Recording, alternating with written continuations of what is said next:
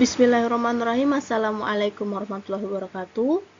Saya Bayi Fitria Indah Saputri dengan NIM 2022444060. Di sini saya akan mempresentasikan tugas dari manajemen ekowisata, yakni mini riset destinasi ekowisata. Dalam hal ini, saya mengambil destinasi ekowisata yang ada di daerah saya sendiri, yakni destinasi ekowisata Kuta Mandalika. Selanjutnya, yang pertama itu profil destinasi Kuta Mandalika. Kuta Mandalika yang terletak di Desa Kuta, Kecamatan Pujut, Kabupaten Lombok Tengah, yakni desa dengan wisata ekoturism dan wisata lingkungan. Berdasarkan potensi dan keunggulan yang ada yang dimiliki oleh Mandalika, yakni kemudian PT Pengembangan Pariwisata Indonesia atau Persero yang telah mengembangkan Nusa Dua Bali dan mengusulkan pembentukan kawasan ekonomi khusus Mandalika. Mandalika memiliki konsep pengembangan pariwisata berwawasan lingkungan dengan pembangunan objek-objek wisata dan daya tarik wisata yang selalu berorientasi pada kelestarian, nilai, dan kualitas lingkungan hidup yang ada di masyarakat. Salah satunya itu pembangunan sarhunta atau sarana hunian sementara untuk rumah bedah untuk masyarakat oleh pemerintah. Kemudian pada tahun 2014 melalui peraturan pemerintah nomor 52, Desa Kuta atau Kuta Mandalika resmi ditetapkan menjadi kawasan ekonomi khusus pariwisata.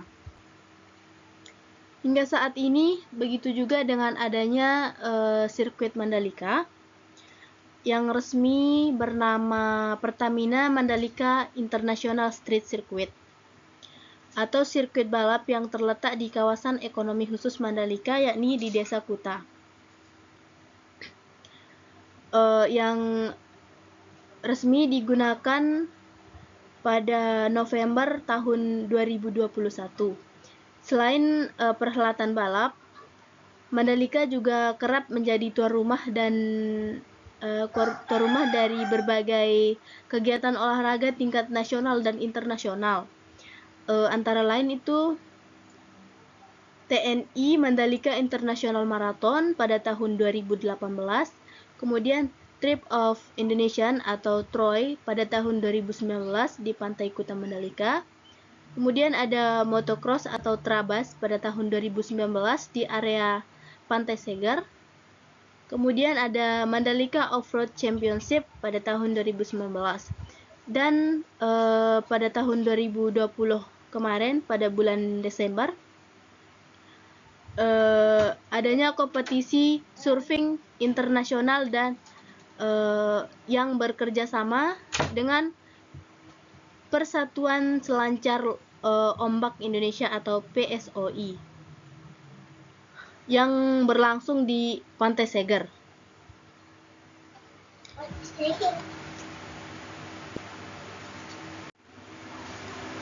Selanjutnya,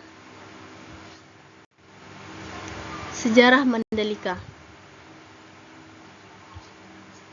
yakni kisah dari Putri Mandalika, yaitu putri kebanggaan dari Raja Tonjong Beru dan Permaisuri Dewi Serenting yang putrinya itu menjelma menjadi Nyale. Adapun kisah singkatnya, yakni dulu di Pulau Lombok terdapat sebuah kerajaan yang sangat makmur, yang dimana dipimpin oleh Raja Tonjong Beru dengan Permaisuri Dewi Serenting. Mereka memiliki seorang putri yang memiliki paras yang sangat cantik, yang konon katanya di wajahnya itu terpancar keindahan warna laut pantai selatan di Lombok. Juga memiliki sifat yang bijaksana, sebijaksana ayahnya, rasa keadilan, serta cinta pada seluruh rakyatnya. Karena keanggunan sikap, kecantikan paras, serta kepribadian yang sangat luhur, Putri Mandalika sebagai sosok yang sangat dicintai oleh seluruh rakyatnya. Hal tersebut kemudian terdengar hingga seluruh penjuru negeri, membuat banyak pemuda pangeran datang menaruh hati pada sang putri. Hingga tak sedikit lamaran yang datang untuk meminang sang putri. Namun karena Putri Mandalika merupakan seorang yang cinta damai, ia tidak ingin ada perpecahan di antara penduduk, karena sebagian pemuda sudah siap untuk mendeklarasi untuk melakukan peperangan demi mendapatkan hati sang putri. Saking khawatirnya, sang putri tentu tidak ingin menghilangkan ketentraman yang sudah lama ia bangun untuk masyarakatnya, karena rusak oleh keinginan untuk memilikinya. Kemudian sang raja memberikan keputusan sepenuhnya kepada sang anak, karena sang ayah tidak ingin putrinya menjadi bala bencana untuk semua orang. Kemudian Putri Mandalika memilih bersemedi untuk memikirkan atau memanfaatkan waktu untuk berpikir matang-matang dan mencari petunjuk dalam menentukan pilihannya. Kemudian keputusan pun diambil. Para prajurit pangeran dan seluruh masyarakat yang ingin mendapatkan cinta dari sang putri diminta hadir sebelum terbitnya fajar di Pantai Seger pada tanggal 20 bulan 10 pada penanggalan suku Sasak. Semua harus hadir, tidak hanya membawa diri tapi juga membawa pasukannya. Kemudian para pemuda, pangeran, serta kesatria juga masyarakat berbondong-bondong datang ke Pantai Seger sesuai perintah sang putri. Kemudian Pantai Seger, pesisir Pantai Seger kemudian dipenuhi oleh lautan manusia yang berharap menunggu keputusan dari sang putri. Kemudian waktu yang dinantikan telah tiba. Putri Mandalika itu datang ke atas bukit. Kemudian berbicara untuk semua orang yang hadir. Kemudian setelah Putri Mandalika menyampaikan rasa cinta dan rasa agar tidak ada terjadinya pertumpahan darah untuk pemuda-pemuda serta masyarakatnya, Putri Mandalika pun langsung melompat dari bukit ke arah laut. Kemudian hilang ditelan ombak. Begitu semua orang terkejut karena tidak satupun sehelai pun pakaian atau yang terlihat yang untuk menemukan sang putri di tengah laut. Setelah beberapa saat kemudian, muncullah cacing yang berwarna-warni, yakni dominan warna merah, kuning, hijau, dan orange.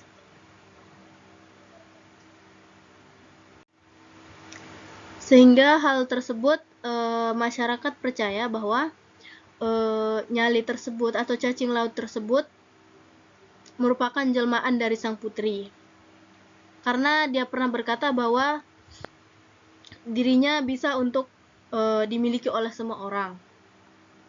Jadi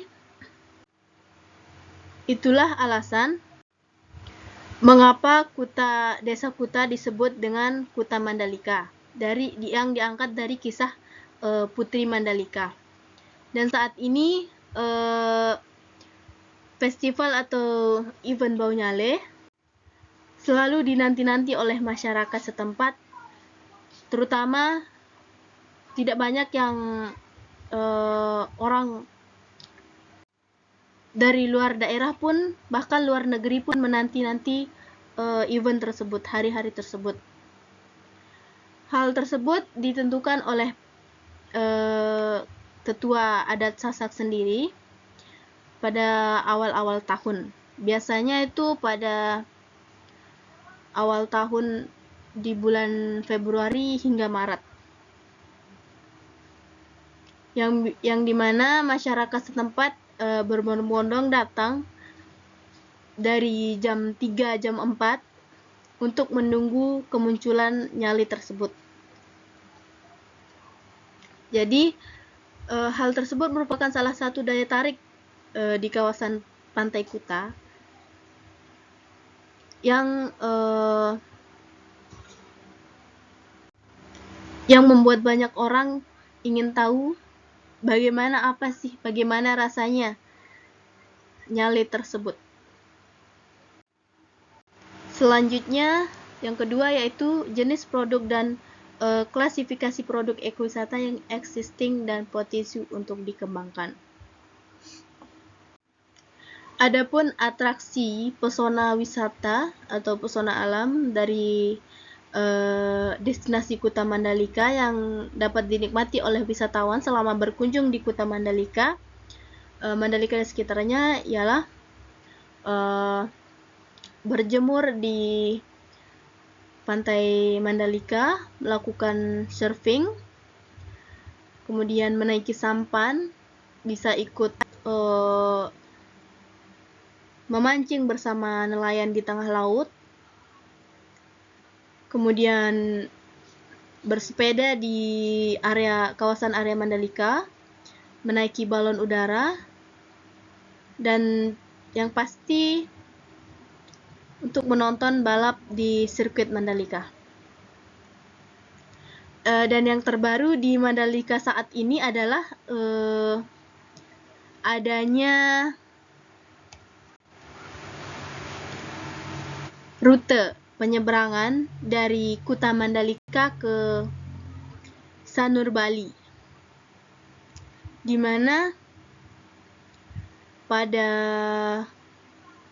1 November lalu sudah mulai tahap uji coba penyeberangan dari Kuta Mandalika ke Sanur Bali. Kemudian resmi dibuka pada 16 November atau resmi beroperasi dengan total waktu penyeberangan 3 jam. Dan untuk pembayarannya 550.000 untuk satu orang. Dan dermaga ini sudah beroperasi 2 kali dalam 1 hari. Kemudian di kawasan Kuta Mandalika, wisatawan tidak hanya menikmati Pantai Kuta saja, namun ada juga destinasi-destinasi lain seperti bukit, melihat area sirkuit dan lain sebagainya. Untuk menikmati keindahan destinasi yang ada di sini, ada sebagian destinasi yang mengambil tarif parkir untuk tiket masuk. Namun hal tersebut tidak termasuk untuk membayar fasilitas lainnya seperti toilet. Dan sebagian lagi ada yang sudah menggunakan tiket masuk dari minimum 5.000 hingga 15.000 untuk dewasa. Namun sebagian besar masih hanya memberikan harga parkir. Itu pun terhitung sebagai biaya masuk untuk bisa menikmati destinasi di sana. Dan selain itu, kita juga bisa menyewa sepeda untuk bisa berkeliling melihat-lihat destinasi wisata yang ada di Kuta Mandalika dan sekitarnya. Dan ini adalah area yang ada di sirkuit Mandalika, di mana di sini kita bisa melakukan swafoto baik bersama teman, keluarga, orang-orang tersayang, untuk mengabadikan momen, karena juga setiap harinya di kawasan di sini itu tidak pernah sepi. Selalu ada tamu grup, orang-orang yang datang dengan keluarganya untuk menikmati atau datang untuk mengabadikan momen di Mandalika sendiri. Selanjutnya, stakeholder yang ada di destinasi. Adapun stakeholder yang ada di destinasi Kuta Mandalika yakni pemerintah pusat, pemerintah daerah, akademisi, asosiasi perhotelan, dan travel agent, ITDC, Direktorat Rumah Swadaya Direktorat Jenderal Perumahan Kementerian atau PUPR, kemudian investor, lembaga swadaya masyarakat, dan komunitas masyarakat. Selanjutnya, target pasar ekowisata, existing dan potensi untuk dikembangkan. Di sini ada target pasar ekowisata, yakni wisatawan mancanegara, wisatawan lokal dari luar maupun dalam daerah, kemudian mahasiswa atau mahasiswi yang ingin melakukan penelitian, kemudian tamu grup seperti keluarga, anak-anak, pelajar, para pekerja atau yang ingin berlibur, hingga wisatawan tunggal yang melakukan perjalanan sendiri kemudian mampir ke kawasan Kuta Mandalika. Dan potensi untuk dikembangkan yaitu sumber daya alam dan manusia untuk dijadikan model dalam mengelola dan mengembangkan berlangsungan dan pembangunan destinasi wisata yang ada di Kuta Mandalika. Yang pertama itu potensi wisata alam seperti pantai, gunung, atau keadaan fisik atau keadaan alam yang sudah terbentuk alami sebelumnya tanpa buatan manusia. Selanjutnya potensi wisata kebudayaan seperti adat istiadat, atraksi, kerajinan tangan. Selanjutnya potensi wisata buatan manusia seperti melihara dan mengembangkan Sarhunta, sarana hunian pariwisata, Bazar Mandalika, hingga Masjid Nurul Bilad yang didesain menyerupai rumah istiadat suku Sasak. Hingga kerukunan masyarakat suku Sasak dulu, kini, hingga nanti yang senantiasa akan diterapkan demi kedamaian dan keberlangsungan destinasi wisata di Kuta Mandalika itu sendiri. Dan yang terakhir, ada pembelajaran yang dapat disajikan terkait prinsip ekowisata yang dijalankan, yaitu yang pertama, memberikan keuntungan dari segi ekonomi di destinasi wisata oleh wisatawan untuk masyarakat lokal maupun pelaku wisata lainnya. Yang kedua, menawarkan pengalaman-pengalaman positif bagi wisatawan dalam pemeliharaan dan konservasi lingkungan wisata dan sekitarnya. Selanjutnya ada kita memberikan pengalaman positif bagi wisatawan yang berkunjung ke daerah kita dan kita sebagai tuan rumah. Yang keempat, memberikan keuntungan finansial secara langsung bagi keperluan konservasi melalui kontribusi atau pengeluaran ekstra pariwisata. Dan yang kelima, memberikan pemberdayaan bagi masyarakat lokal dan menciptakan produk wisata yang mengedepankan nilai budaya lokal. Selanjutnya, yang keenam, meningkatkan kepekaan terhadap situasi sosial, lingkungan, dan politik di daerah tujuan wisata. Yang ketujuh, menghormati hak asasi manusia dan perjanjian kerja, dalam arti memberikan kebebasan kepada wisatawan dan masyarakat lokal untuk menikmati atraksi wisata atau pertunjukan budaya sebagai wujud hak asasi jika suatu atraksi atau pertunjukan itu sedang dilaksanakan. Kemudian yang terakhir ada membangun kesadaran lingkungan, mengakui hak budaya dan rasa hormat serta keyakinan yang ada di wisata tersebut. Cukup sekian dari presentasi saya untuk mini riset destinasi ekowisata Kuta Mandalika. Cukup sekian dan terima kasih. Wassalamualaikum warahmatullahi wabarakatuh.